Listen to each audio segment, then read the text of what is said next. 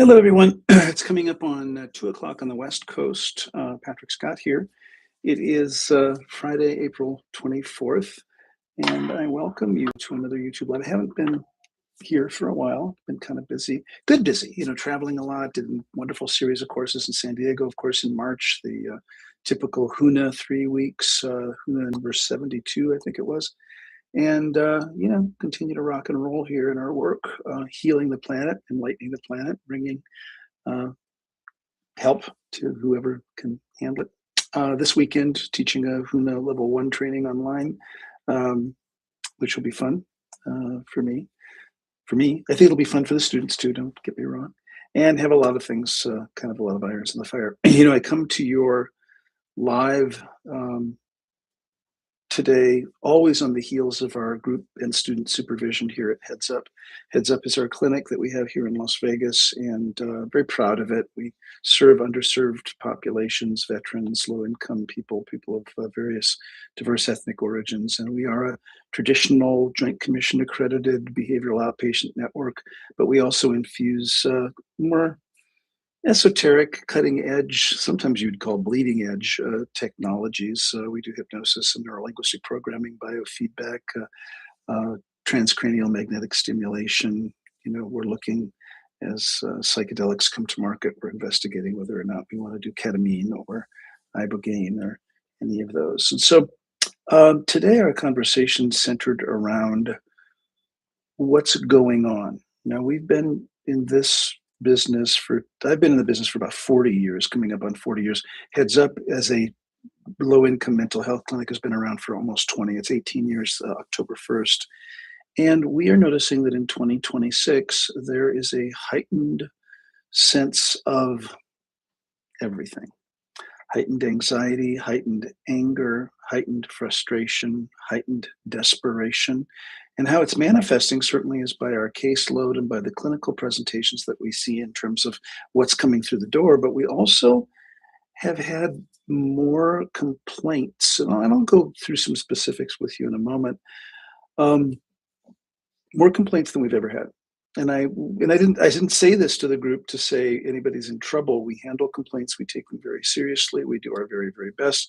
Ironically, I don't think it's volume because while our fully licensed people are fully booked and often booked out weeks in advance, we have 6 clinical interns who are not that busy, who could take on more. So I'm not getting that it's a sense that people are frustrated because they're waiting a long time for treatment. What I'm noticing is that the overall intensity of what's coming through the door is heightened. People are extremely frustrated, angry, desperate, and when they don't get exactly what they want, they get upset. And so we when I say complaints, and I'm the one, as the clinical director here, I'm the one that has to field those complaints. So I did put it out to the group just to ask them kind of what they're noticing, and lots of attributions: current administration, economy, wars, natural disasters, weather, astrological configurations, sun, moon, stars, money, employment, all sorts of things. And the reality is, and I've joked with you before about my mom, and then the 60s. I was born in 1959, and I was a child of the 60s, a teenager in the 70s, and a young adult in the 80s. Went to college in the 80s, well, late 70s. And my mom would say, honey, with her cigarette and her bourbon, honey, this country's going to hell in the handbasket. Now, this, if you recall, in your history books, the 60s was the Vietnam War and a lot of racial stuff, the civil rights movement, Martin Luther King, certainly Man on the Moon. Lots of things happened. Martin Luther King assassinated, Robert F. Kennedy assassinated, John F. Kennedy assassinated, and the whole Vietnam War thing. I remember in 1978 or 9, I was buying not my first car, but my second car, a Camaro, if you want, a 1979 Camaro. And it was during the time of the OPEC oil crisis. Now, again, this is ancient history. I'm not saying this to date myself, but I'm saying this I'm sitting in the dealership with my mother, who was going to have to co-sign for me because I was 19 or 18.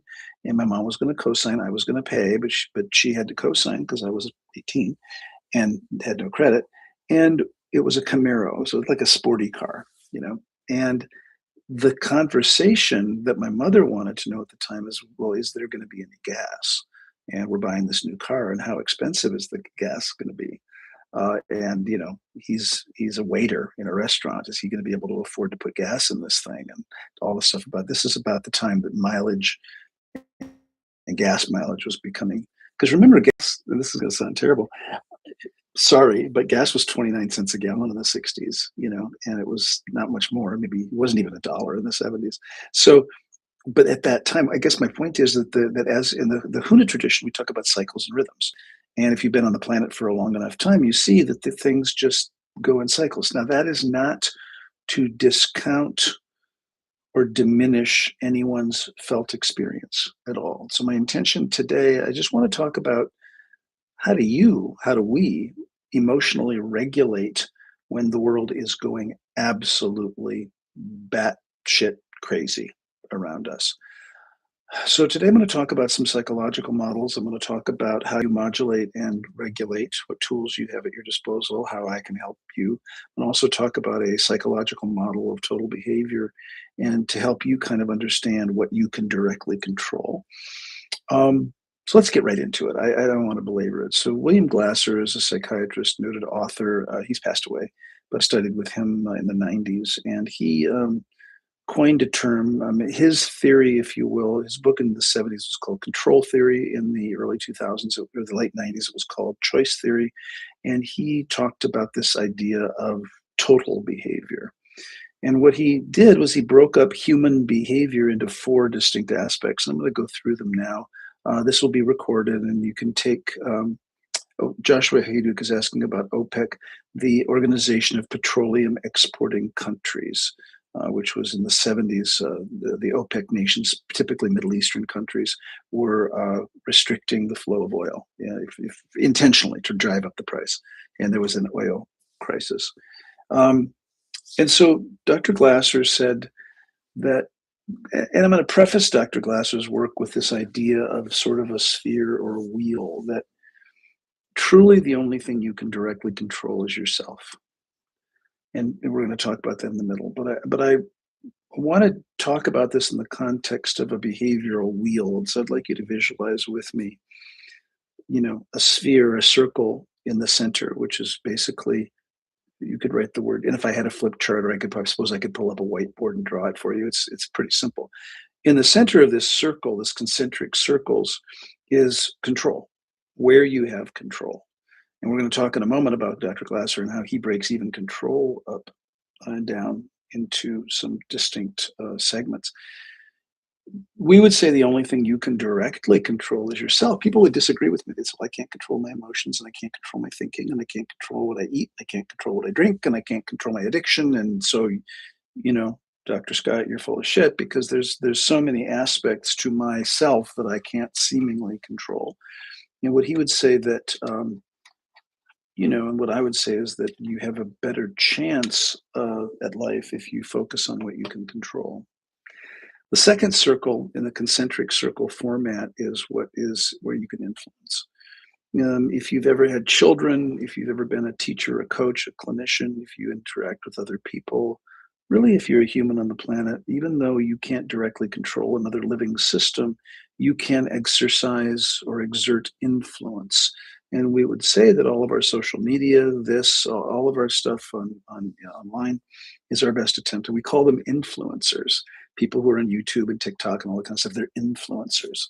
And that's a whole thing. It is a whole cottage industry that certainly didn't exist when I was a kid. And people make a living being an influencer. And the idea is that they are influencing social commentary, geopolitical kinds of things. And I watch a certain number of influencers. Now, the other thing is, and we're going to talk at length at some point in this live about where do you get your information and what do you trust and what don't you trust, given what's going on today. Who do you believe and who you don't believe? Lots of scammers out there, and you can find anything on the internet to justify anything, good, bad, or indifferent. You want to believe that the earth is flat, you can find that. You want to believe the earth is round, you can find that, and so on. Airly says, hi, Kumu, Areli. I always mispronounce her name. I say her name about 5 different ways. Areli, hello, Kumu, he says. So this middle circle of these circles, called them the circles of influence. The first one is control. The second one is influence. Where can you exert influence? Now, people in sales exert influence. People, I'm looking for a new car.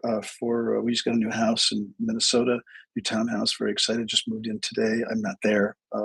Rick is taking possession of it, getting the keys and the fobs and all that stuff's lovely, brand new. And I'm sorry I keep shaking the table, I'm not going to put it on my table, so you're going to have to deal with it. Um, so the next ring out from control is influence, and I think that's a very valid place where you can exert your energy. Very viable. Now, where we get frustrated. Now, remember, I'm a therapist, and I'm trying to influence all day long, and I'll tell you a couple of stories about that in a minute. The last circle, or the broadest, widest circle in the circles of influence, I call beyond me. That there are most things that are actually beyond you. And what I see people getting frustrated about are putting a lot of their energy, a lot of their effort into those things that are beyond them. Politics, world religion, you know, global warming, whatever the political issue is, the social issue is, that if you are spending a lot of time angsting and worrying about Madagascar and the suffering of the Madagascar tree monkey, not a real thing. I'm making this up. Well, you can donate money. You can send money to the Tree Monkey Foundation. It's not a real thing. Don't do it. Um, but to lose sleep over the monkeys in Madagascar, I would say would be probably pretty misguided. You can have a big heart and have some care, but have very little to do with how monkeys live in Madagascar. Madagascar, by the way, is a large island off the coast of Africa, off of Eastern Africa. I've been there. Anyway, where are you exerting control? Where are you exerting influence? And where are you telling the truth about what is beyond you? And just owning it, just saying, look, in Hawaiian, we say it's not my kuleana. Kuleana meaning it's not my business. It's not my responsibility. It's not my accountability. Some other cultures say I'm going to stay in my lane, which I think is a really good axiom. Stay in your lane. Now, the flip side, and everything has a flip side, is that can sound very self-centered, very narcissistic, very much oblivious to the problems going on in the world. I have a patient right now who is very upset with some of the social commentary and some of the political things. She lives in California, and she calls. We talk in session. She says, "Well, what can I do?" I said, "Well, I don't actually know." And we strategized that she can call her Congress people, she can call her senators or state senators or national senators. She can fill out petitions. She can protest in a peaceful way, and certainly that is a thing. Um, Lest you think, back in 1977 or eight, I was a School of Music student at the University of Minnesota, and we picketed. We protested at the administration building on the University of Minnesota campus for greater funding for the School of Music and for new facilities. The facilities that we had were old, like a century old, and really, really decrepit.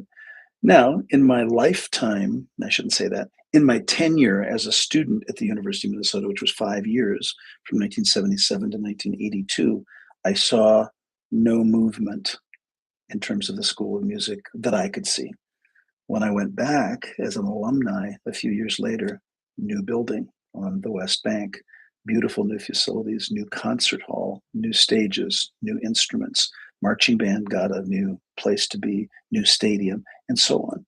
And so I would like to think that this much of my energy as a freshman in college picketing for the sad case of the School of Music made some sort of a difference. I'm just going to own it. I'm going to say maybe it had, this much difference, and so I'm not against protesting peacefully. I am not against signing petitions and speaking to your elected officials about that. I have absolutely no issue because I think that it does make a difference. And your elected officials you are their constituents, and so anyway, I'm not going to get into a whole political discourse about that. So, circles of influence. Where can you control? Where can you influence? And what is beyond you? Dr. Glasser would break down human behavior into four components. And again, I'm not going to put them in the chat or anything. You can write them down or listen to the recording. It's very simple, really. He calls it total behavior. He said the first thing is that you can directly control what you do, the tasks you do. Used to really piss me off when I was overweight, when I was on a hike once in the Beartooth Mountains of Montana, and there was an outward bound instructor. She was this big, and she had no body fat, and she was a runner and an athlete and a triathlete and a hiker and a mountaineer, and she was extremely fit and very small. And I was huffing and puffing with my 60-pound pack at 300 pounds trying to get up the mountain. And at one day, she just looked at me, and I've always had a weight problem my entire life. I was 500 pounds by the time I was 15. I was 150 pounds by the time I was 20. I've vacillated in my adult life between 200 and 350, maybe. The most recent weight loss was from 350 to 200 or so. And I'm happy to report I'm maintaining my weight and I'm doing very, very well. But to tell someone who's an addict or to who's, got an eating disorder or whatever that, well, what's the big deal? And she just looked at me, she goes, I just don't understand overweight people. Just don't eat. Just exercise more. What's the big deal? I mean, she wasn't trying to be cruel. From her model of the world, it was not a problem for her. It had never been a problem for her. And she just could not relate to any of us that struggle with eating or cravings or sugar or alcohol or anything like that. Just completely oblivious to it. She was not trying to be difficult. And I was really insulted and offended because basically she was saying, she wasn't saying, I was hearing, you're weak, suck it up, buttercup, just go on a diet, just stop eating or eat less or exercise more or something. It's not that complicated. And for her, it wasn't that complicated. I know I have a lot of good friends out there who would say, "Are you freaking crazy? If it were that simple, none of us would be overweight."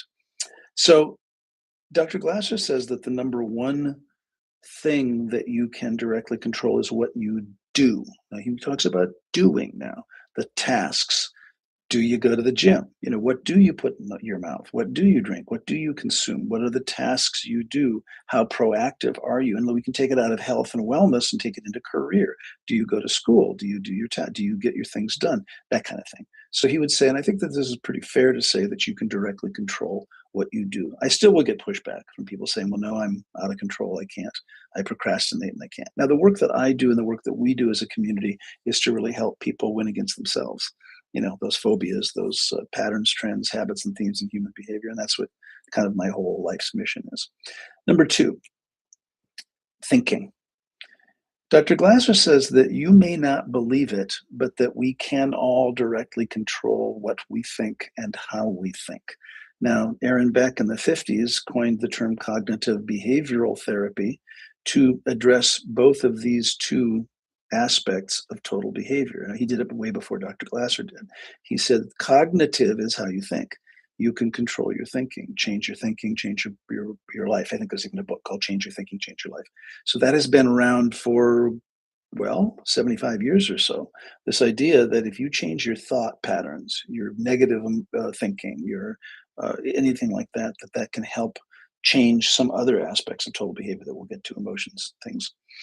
The other aspect is the behavioral aspect. So cognitive behavioral therapy basically is having the patient, the client, look at, okay, what are there maladaptive cognitive schemas, maladaptive thinking patterns, limiting beliefs, negative, things that you say to yourself, self-deprecating stuff that's in your way, and then pair that with a behavioral change, the doing.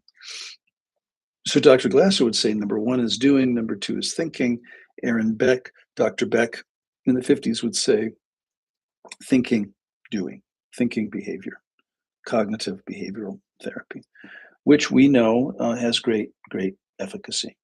And I will tell you, up against the 2026 malaise that at least the world that I'm in seems to be having, people are struggling with their thinking, they're struggling with their doing, they're struggling with profound depression, apathy, anxiety, panic, addictions, anger, a lot of anger. And so they come to us. And again, I run this clinic. 45,000 active patients, a bunch of providers, a bunch of treatments. And I also teach classes in ancient Hawaiian huna and neurolinguistic programming and psychic development and intuitive awareness and connecting with spirit and things like that. Candida Smith is here. Hello, Patrick. I managed to remember to tune in. Seems like they're starting it from the beginning, so I don't. Well, welcome. It's lovely to see you. And we record these, so lovely to see you. So what I'd like you to do, if total behavior is doing and thinking, I'd like you to draw a line if you're taking notes to delineate where you can no longer control. And I think this is really important. Number three, Dr. Glasser would say is emotions, feelings. You have less, you don't have direct control over your emotions. I'll just say that. If I were to tell you all, okay, I'd like you to all get really pissed off right now, go do it. Be angry. Do it. Make it happen. Or I need you to cry right now. I need you to get really upset emotionally. You would have to do something or think something or remember something that would provoke an emotional response. And so Dr. Glasser would say we don't directly control our emotions. And I'm not, I may get into the whole, if I'm getting it in actual lifetime right now. I am live right now. You are typing live right now. And here we are together online. It's very exciting. So he would say we don't directly control our emotions, that we would say that we can influence our emotions up against those three circles again, but that directly we don't, we can't mobilize direct control of our emotions. And again, I want you to understand from a broader point of view, I have a lot of education, I have a lot of training. I'm older, I've been on the planet for a while, I've been through a lot of things. I was thinking about that today. I've had a lot of experiences, so I teach younger people, 20s people, I teach teenagers, younger people, graduate students, all the spectrum of age here. And I've had a lot of experiences. For example, people say to me, how do you decide whether to start your own business or go work for an agency or work for the government or get a regular job or be an entrepreneur? And I say, well, by trial and error, I've done all of those things. I've been an employee, a W-2 employee. I've been a subcontractor. I've been a general partner, a limited partner, a sole proprietor. I've been an entrepreneur. I've been all those things. And I will tell you, sorry, there are challenges at every single one of those roles. If you're in business, if you're doing just career, if you just take the realm of career, um, that there are aspects of having I just remember when I worked at the hospital, oh my God, a regular paycheck every 2 weeks. It was the same amount and I could count on it. And it didn't matter if I called in sick or I used a vacation day. Every single 2 weeks, direct deposit, that same amount. Now, it wasn't very much, but it was regular, man. And I got benefits and insurance, and I had a day job, and I worked 8 to 5. It was just so cool. And I had never had a regular job. I'd been a waiter and a busboy, and I had done a lot of restaurant work, and I'd been a model and an actor and very gig work, if you will, musician, that kind of thing. And so this idea that I got a job, a regular job at a place full time, that was it. It was really cool. And then, of course, after 10 years of doing the regular job, started getting itchy, for entrepreneur stuff and traveling. And I ended up going to be a contract worker with a training company. I did that for 13 years. And now I own and run two businesses. I'm very entrepreneurial. And I tell people, because I do teach teachers and I teach trainers and I teach coaches and I teach therapists, that before you go out on your own, and my favorite thing to some of my students is don't quit your day job. I'm sorry, but I live in Las Vegas. In Las Vegas, a waiter or a bartender or a host or a hostess can make a lot of money, six figures easily. And if maybe you're tired of waiting on tables, I was, and you want to move into a more entrepreneurial, be a coach or a therapist or something. I say, don't quit your day job. You are not going to replace the income. If I look at when I left the restaurant business at a six-figure salary in 1990, and then I became a graduate student at $10 an hour or $15 an hour, and went from six-figure salary to a low five-figure salary. It took me a decade to replace the income from the restaurant. When I left the training company and did absolutely my own thing, private practice, training company, teaching, heads up, took me 7, 8, 10 years to replace the income. So I say this from a practical standpoint as you move through your career. And it's the old joke, my my career trajectory. In ninth grade, I think I wanted to be a medical doctor. And then I took 10th grade biology. Oh, hell no. Blood, frogs, no thanks. Then I wanted to be a lawyer and got into speech and debate. And then I started getting into that. And then I started interviewing and meeting with people who were attorneys, like 10th, 11th grade. It's like, oh, hell no. Then in 11th grade, I'm like, well, I want to be a musician. That's it. Yeah, I'm going to be a musician, a professional orchestra musician. I'm going to play clarinet in the Minnesota Orchestra and the LA Philharmonic. Yeah, that's it. And I got a music teacher, and he basically said, no, you're not. He goes, it's not that you're not good enough. He goes, everybody's good enough. He said, you could spend your entire, it's like acting. You could spend a 40-year career and never get the job, and always have to wait on tables. And then when I moved to LA and I started to do that kind of work in the restaurant business, I started working with a lot of people who were in acting. A lot of my friends were very accomplished actors. They had won awards. They'd been on miniseries and TV, and they never really made it. And they were amazing, So it's very much the luck of the draw. And so the idea that you don't quit your day job is a behavioral choice. Um, so I digress. So the number three of total behavior is really your emotions. You can't directly control them. And we're going to spend a little time before we conclude today about how do you control them and what do you pay attention to. The fourth aspect to total behavior is physiology. And Dr. Glasser was a psychiatrist, a medical doctor with a specialty in behavioral health. And he knew that the body does things. The body, most people feel anxiety in their body before they have an emotion. It's a visceral feeling.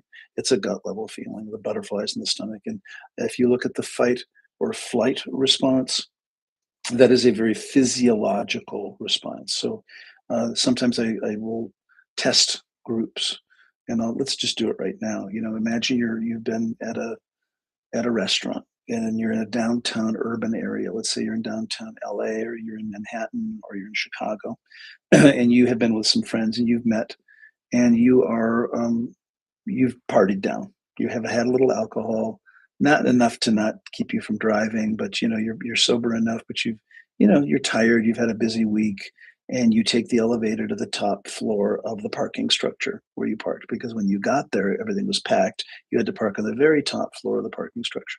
The elevator opens and then it closes. Then you're walking toward your car and it's way out there in no man's land. There's hardly any cars left because it's late at night. Then all of a sudden you hear the elevator ding and open again, and you hear footsteps behind you.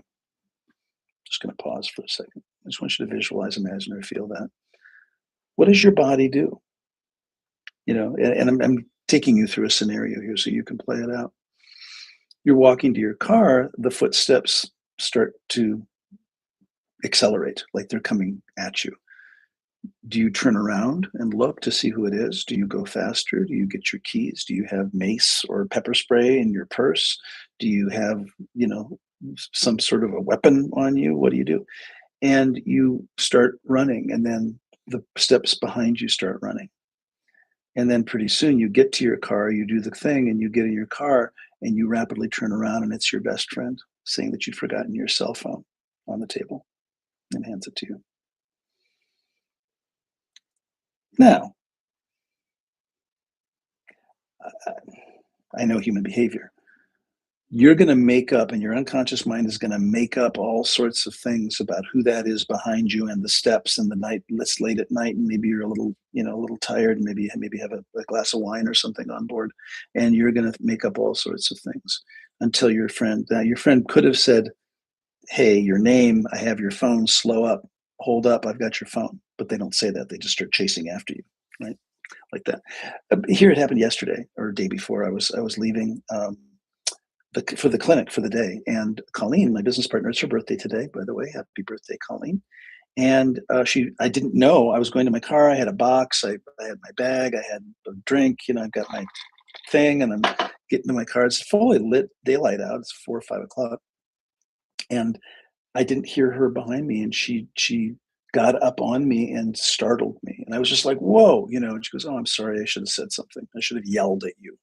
But she didn't. She just kind of came up and got right up behind me, and I don't hear well, and so I didn't hear her, and she just startled me like that. Now that Glasser would say is physiology. It is completely unconscious. It is completely beyond your control. You cannot directly control a panic attack or anxiety or depression or, I don't know, gastrointestinal upset or butterflies in your stomach or sweating. When I was a newer trainer and when I was heavier, it could be 50 degrees in the training room and I would just sweat and sweat and sweat because I was nervous. So Glasser would say that's physiology. So the four components are doing, thinking, line where you can't control anymore, feelings, and physiology. And he would say that at each step you have things that you can do to emotionally regulate. Now, you cannot directly control your physiology. And I know this because I know the human condition. So I have folks on here, sorry, that have told me that they wake up in a panic attack. Sound asleep. There is no trigger. There is no startle. There is no nothing. Wake up 3 in the morning in a panic attack. Now we could say, well, that was a dream. Okay, well, we don't know. Your body does sometimes our bodies, particularly as we get older, feel like they're just kind of on autopilot. Like we don't know, I have an ache and a pain. Like, where's that coming from? And so the physiological aspect of your behavior, you cannot directly control. Now, what Glasser says is if you take more responsibility for what you do and how you think, just like Aaron Beck in cognitive behavioral therapy says, you can influence your emotions and influence your physiology. And so that is the whole realm of what we teach at HUNA, what we teach in NLP, and a lot of the things that we do here at Heads Up in terms of cognitive behavioral therapy, EMDR, biofeedback, hypnosis, neurolinguistic programming, HUNA, and I'll explain about HUNA in a minute. So there are tools at your disposal. Some of you work out and you know that if you work out and you exercise, that you feel better. You have a better sense of well-being about you. Sleep certainly contributes to your sense of well-being. Good nutrition, supplements, taking care of yourself, and that kind of thing. And I'm not going to go, and I'm certainly not an expert. I'm on my own health journey, and so I'm by no means an expert on diet and exercise, but I've done my best and I think I'm in better shape now than I have been in 30 years. I feel better, I'm sleeping better and I have more energy and people say that I look younger, and that my skin's clearing up and all that sort of thing. So let's look at the world at large. My mom said, honey, country's going to hell in a handbasket. I have been through a dozen presidents.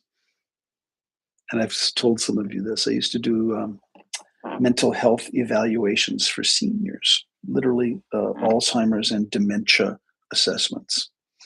And one of the mental status baseline questions that we ask is, who's the president of the United States? We will ask, what is your name? What is your date of birth? What's your social security number for long-term memory? We will ask, do you know where you are? Do you know why you're here? Do you know who I am and what my role is? This is like to seniors who are being evaluated for the onset of dementia, organic brain syndrome, Alzheimer's, Lewy body dementia, and so on. And the answers to those questions help us formulate a diagnosis as to where they are, how they are functioning, right? One of the standard questions is, and who's the current president of the United States? Now, my favorite common answer over the 3 or 4 years, I think it was probably, I don't know, George W. Bush, Obama, maybe Clinton, I don't know.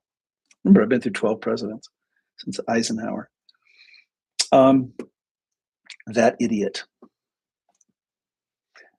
Now, I'm often doing these interviews with family present, and I'm very clear with the family members, the daughters or whoever they are that's supporting their elder.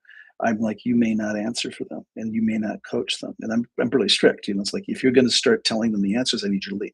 I need to meet with your dad or your grandpa or whatever, and I need him or her grandmother to answer the questions.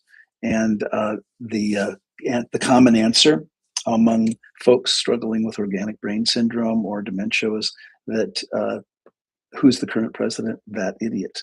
Now, that idiot, by the way, is every single president in history, because there's going to be half the population that thinks they're amazing and half the population who doesn't like them.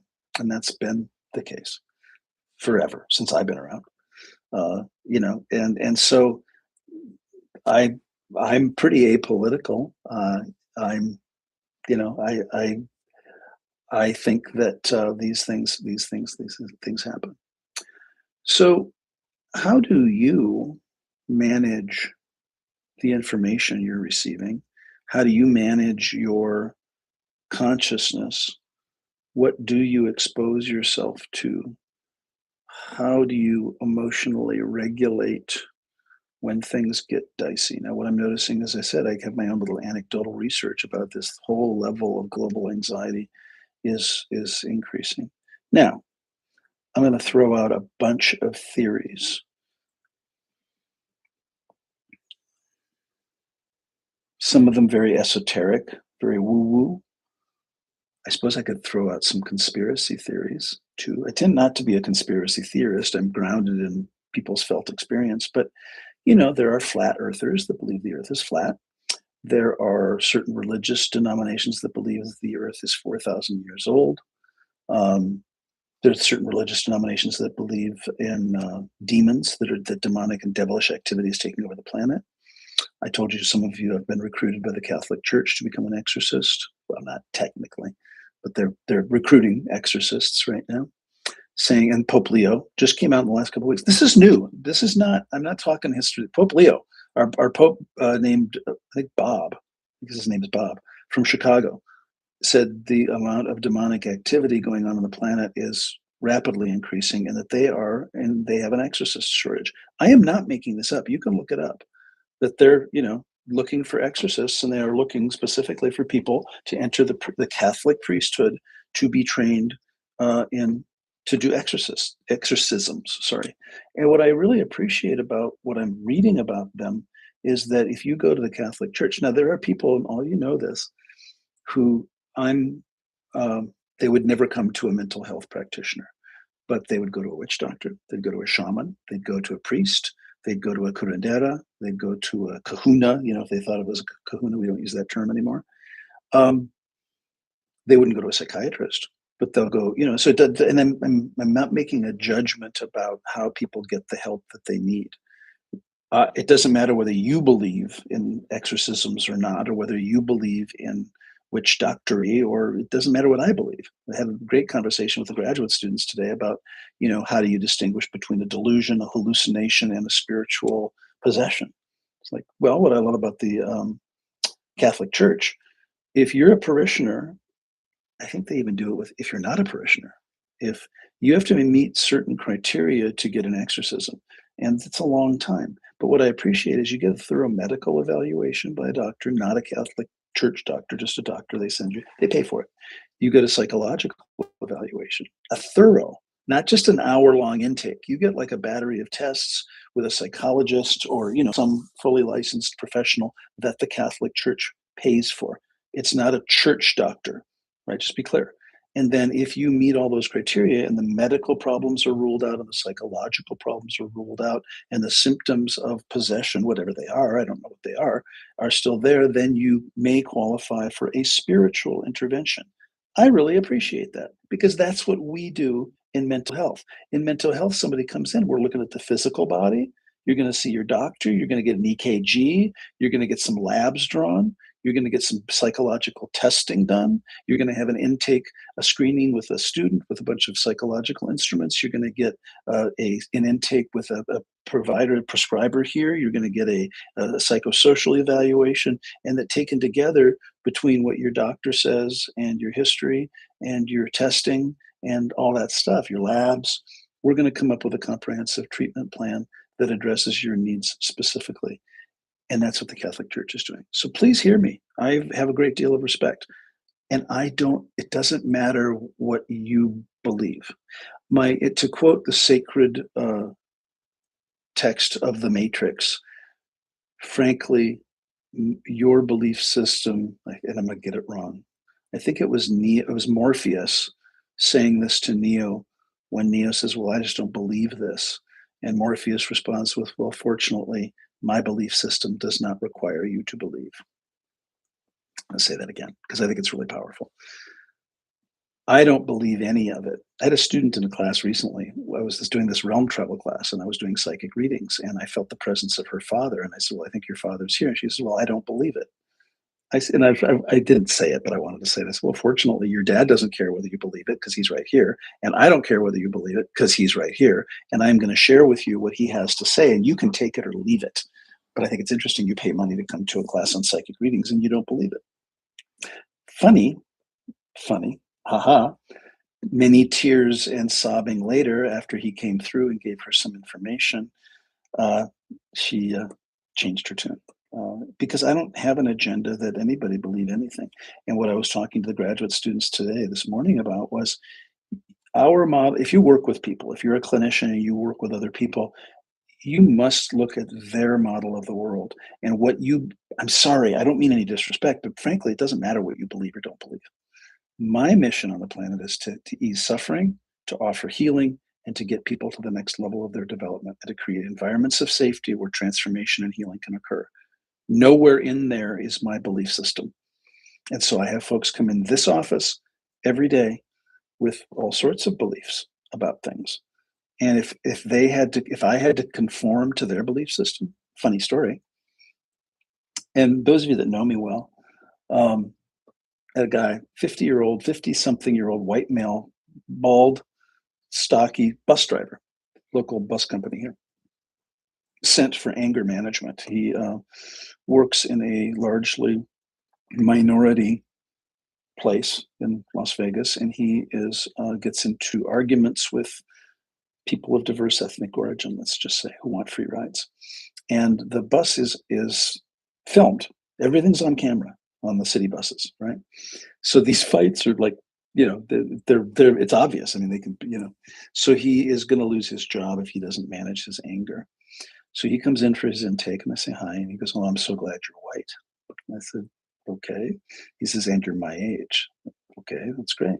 Tell me what's going on. He tells me, and it is laced with lots of racial stuff. And he says, "Look, I'm a member of the white Aryan resistance, and I'm a skinhead, and I've been to prison, and I'm a white supremacist." And I don't think he said he was a white supremacist, but what I took away from it was that he was of that white supremacy kind of philosophy. Now, as a therapist, all I'm doing is going, and I'm taking notes, and I'm doing the diagnostics and mental status, and I'm very neutral, and I'm not responding to him. It's not my place to say, "Well, I disagree with your lifestyle. I disagree with your values." Not my place. At the end of the session, and this was mortifying for me, mortifying, because for those of you that know me, I'm anything but that. He goes, "I really like you. I think we see eye to eye. I can see that you and I are exactly aligned politically and philosophically." Of course, and again, this is my role as the therapist, the professional. I would not say, "No, I think you're a lunatic and I don't agree with anything that you just said," but I didn't. And interestingly, this was when President Obama was in office, and he put something on Facebook about the N word, president spelling out the word, and was arrested by the Secret Service. He had my card in his pocket and had them call me because he was arrested for making threats against the president, which is illegal. Can't do it. I told him not to do it. He did it anyway. And I wasn't very influential to him that day. So as you look at the kinds and amounts and types of information you take in a previous live, I've talked about the human consciousness and the capacity of the human consciousness. Your children and grandchildren only know digital data. I'm sorry, Gen Z, and then there's Gen Alpha, and I don't remember the ages, but there's some talk. I think Gen Z is now the 18 to 22-year-olds. Gen Alpha would be the next generation coming up after that, the young kids. They don't know a life without the internet. They don't know a life without data. They don't know a life without video games or phones. And kids, increasingly are having phones at younger and younger ages. And I get asked, at what age is it appropriate for a child to have a phone? And we have a lot of custody things and divorced and broken homes where a kid at 7 or 8 is getting a cell phone for safety and for being able to contact parents. And we've got, latchkey kids. And we've got kids that are being homeschooled. And so I don't have an agenda. I know my grandkids have iPads. And the older one is 10. I think it's gonna be a couple of years before he gets his own phone, but he is always on the computer, always doing video games. He's also a very talented musician, plays piano beautifully. Very good kid. Of course, he's the smartest and cutest grandchild in the world, just ask me. And but there are some guidelines around technology, and those kids have a much greater capacity for data and data processing. I have a son who's in his early 30s, and he does technology for the government and for various governments. He's a veteran and works for military subcontracting companies. And if you go to his office in his home, it's a wall of screens. It's like NASA. I mean, he's all these different screens. It's all I can do, to manage a phone and a tablet. Like this idea that you've got 6, 7, 8 screens, and he's toggling between them. And Joshua here, who's on this call, does the same thing. He's got multiple screens and thinks nothing of it. And so those people that are my age have less capacity. And I'm not saying it's not a slam. It's just that we weren't raised with that amount of technology, that amount of information every day. And so I can get overwhelmed with information. Your kids, your grandkids are not. But that's not what I'm talking about. What do you let in? Because we are so connected, with all the different social media platforms and all the different ways that information gets in, never mind marketing. How do you distinguish between what's generative, what's supportive, what's healthful, and what's not? Um, and then how do you modulate your time with people and your time alone? Some of us are very introverted. We recharge alone. Some of us are more extroverted. We recharge in groups or with people. And knowing that about yourself, we had a wonderful talk about autism in our group supervision today, and how autistic patients need to self-stimulate and need to process, and that being sensitive to that maybe they're not so great in crowds. Maybe they don't want to go to Costco with you on Saturday, you know. And I've been working through my own relationship with energy and people and all that sort of thing. And so what I would do as a result of this particular talk today is I would have you look at your overall life condition. Do a quick assessment. How are you doing? Are you depressive? Are you anxious? Are you frustrated? Are you angry? Are you overwhelmed? Are you despondent? What do you do with what's going on in the world? Pick your disaster. Pick a war. Pick any war. Pick any genocide. Pick any social issue, and see how you're doing with that. Because, like I said at the outset, if you're putting a lot of mental and emotional energy towards those things you can't control, then that doesn't mean you don't care about the war in Ukraine or the Middle Eastern thing or the Iran thing. It doesn't mean you don't care about pollution or poverty or foster kids or whatever. Um, I love animals. I don't have any animals right now, so I meet my needs. I meet that need by watching cat videos and dog videos and rescue videos and shelter videos and sit there and cry. You know, when the dog is finally rescued and it goes home to the forever home. And, I just lose my mind. And I don't believe that it would be responsible for me, given my current lifestyle, to have an animal. I had 2 cats that passed away a number of years ago, and I'd had them for 25 years. And we as a family decided that, given my travel schedule and given kind of what was going on with retirement and I had cancer and stuff, that it wouldn't be responsible to have animals at this point. We're moving in that direction. Got some property, got a ranch, and maybe dogs, and we're inheriting a bunch of cats, so that'll be fun. But I would have you look at day to day. Oh yeah, Joshua says, all right, rest in peace, Chloe and Teddy. Yeah, those were the 2 cats. On a number of axes. I am disturbed by some generational trends that I'm seeing anecdotally, meaning in my experience as a supervisor, as a clinician. I am noticing that, given our online presence and our online interviews, online classes, online sessions, that people, I'm going to make a blanket statement. You can disagree with me. People don't seem to be taking as seriously their commitments online as they would in person. For example, I had had in the last 6 months 6 graduate students who have fully committed, signed contracts. We've done through the credentialing process, flake on their internship. And what I mean by that is there's a lot in mental in any kind of healthcare, whether you're a nurse or a doctor or a therapist or whatever. There's lots of what's called credentialing, where you have to have a license, you have to have your ID checked, you have a background check, fingerprints. It's medical. It's very serious. And so I've had 6 graduate students in the last 7, 8, 9 months that have done all of that pre-work. I mean, we've got the contract and the memorandum of understanding with the school, and the insurance is in place. They have the license in place, the fingerprinting, the FBI background check, and we're just waiting for them to start. And in the last 9 months, I've had 6 of them flake at the last minute.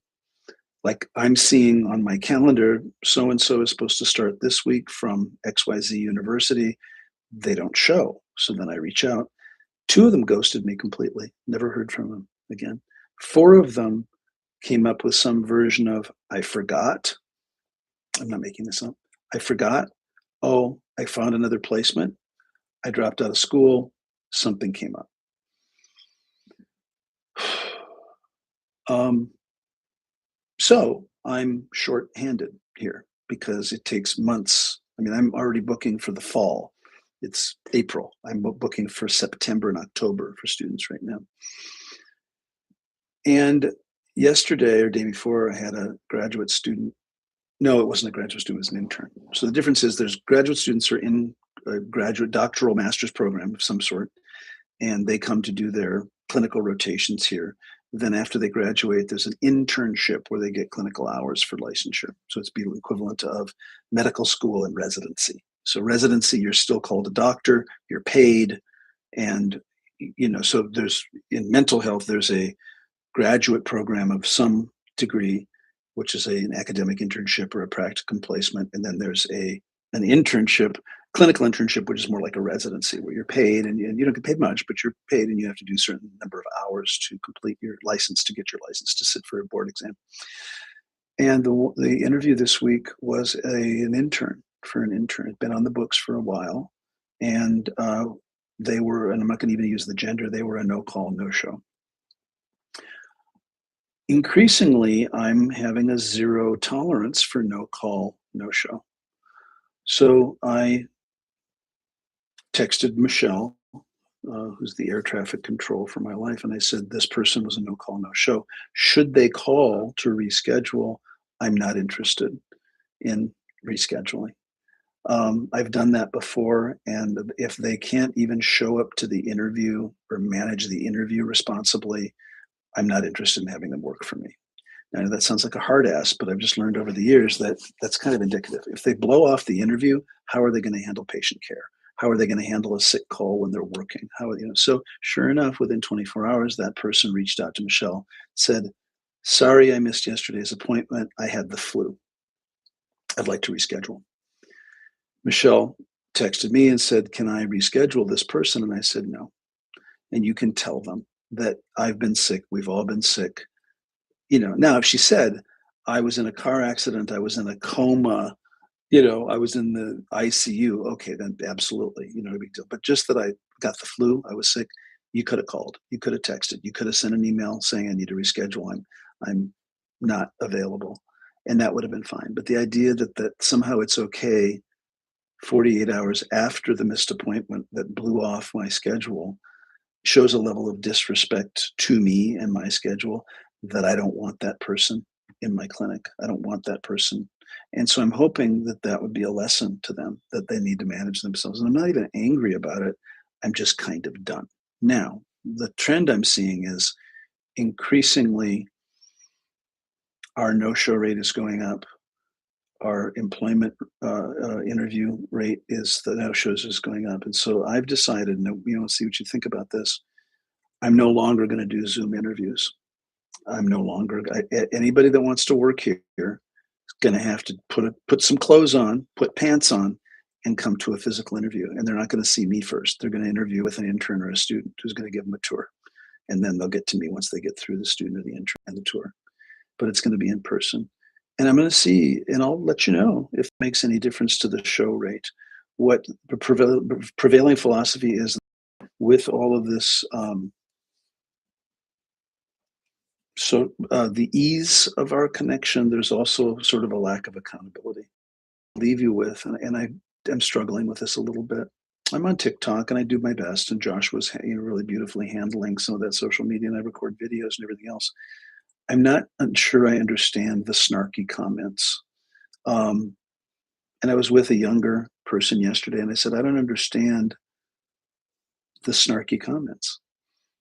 Um, and it seems like no matter what I say or what I put out, there's going to be at least one or two people who completely miss the point of the video, or that they didn't even watch the video and they make some sort of snarky comment. And the response from the intern was great. She said, well, there's no accountability. They're not looking you in the face. They don't have to meet with you and say, look, I didn't like your video, or I didn't disagree with your video. One was, I did a Hawaiian word of the day, lokahi. And when somebody said, and I said, here's the word of the day from the dictionary, and the person just said, it doesn't mean that. That's all they said. And I like to be accurate, and I don't like to put out misinformation. So of course, then I looked it up. I Googled it. I AI'd it. Looked in the actual Hawaiian dictionary, and it means exactly what I said it did. I'm not sure the commitment to the snarky comment. I did a TikTok last week from the airport with these headphones on, and there was some background noise, at an airport. I said, hi, I'm back in Las Vegas. Hope to see you. This is what we have coming up, and so on. And the only comment was, this would have been a great video if it weren't for the screeching background noise. Okay, then don't watch the video. Turn it off. I don't know. And what I'm noticing, and I'm sure you're all getting that too, that there's just some interesting commitment to snarky negativity. So this is what I'd like you to do. I'd like you to evaluate where you are emotionally. I'd like you to look at what you're ingesting, social media wise, media in general wise, negativity with people, your clients, and see how and what you're allowing to, and then look at the four aspects of total behavior. Look at what you're doing. Are you doing everything you can to take 100% responsibility for your life condition? Number two, look at your thinking. Are you a whiny, wallowing in self-pity every day about how awful it is, or are you more positive? Look at your emotions. Are you more negative than positive? Right? And then finally, look at your physiology. And I mean, look at your health, look at your physical body. Look at how you physiologically respond to stress, to road rage, to other people who are. And then I would ask you, are you surrounding yourselves with the right kind of people? Are you having an environment that is conducive to your learning and healing and not kind of defense? I notice anymore at my age, my generation, I'm pretty sensitive. I don't want to be around negativity. I don't want to be around yelling and screaming. Now, I work in a psychiatric clinic. There's yelling and screaming, right?